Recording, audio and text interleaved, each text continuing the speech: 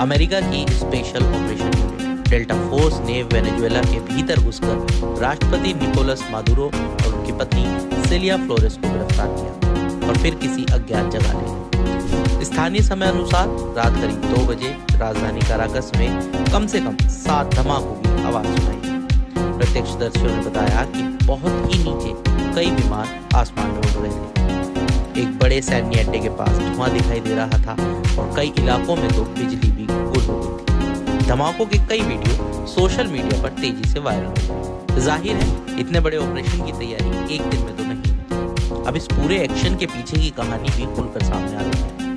असल में राष्ट्रपति डोनाल्ड ट्रंप ने कुछ दिनों पहले ही निकोलस मादुरो को पकड़ने की हरी झंडी दी थी। इससे बहुत पहले ट्रंप ने अमेरिका की खुफिया एजेंसी सेंट्रल इंटेलिजेंस एजेंसी यानी CIA को वेनेजुएला के भीतर गुप्त तरीके से काम करने की मंजूरी भी दी थी। ट्रंप ने 15 अक्टूबर 2025 को वेनेजुएला में CIA को सीक्रेट ऑपरेशन चलाने की आधिकारिक मंजूरी दी थी। तब उन्होंने ओवल ऑफिस में पत्रकारों से कहा था कि ये फैसला ड्रग तस्करी रोकने और अवैध प्रवासियों पर अंकुश लगाने के लिए लिया गया है। इसके बाद CIA ने मादुरो की लोकेशन ट्रैक करने जैसे कई सीक्रेट काम किए।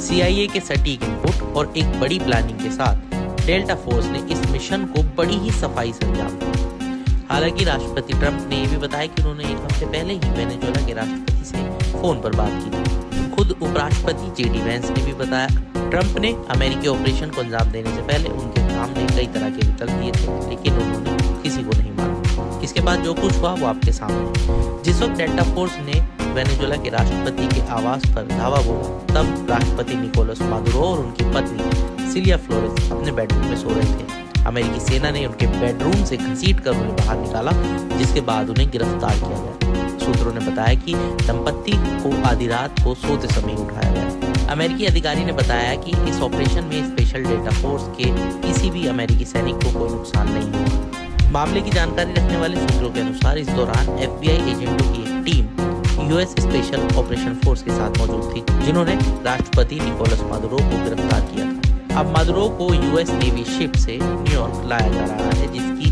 पहली तस्वीर भी सामने आ गई है। उनकी आंखों पर काली पट्टी बंधी है, हाथ में हथकड़ी है और हाथ में पानी की बोतल है। मैनहट्टन की फेडरल कोर्ट में उन पर आरोप तय किए जाएंगे। अब सवाल ये है कि आखिर अमेरिका ने इतना सख्त कदम क्यों उठाया? किसी दूसरे देश में घुसना, उसके राष्ट्रपति को देर रात उसके बेडरूम से जबरन खदेड़कर उठा लाना।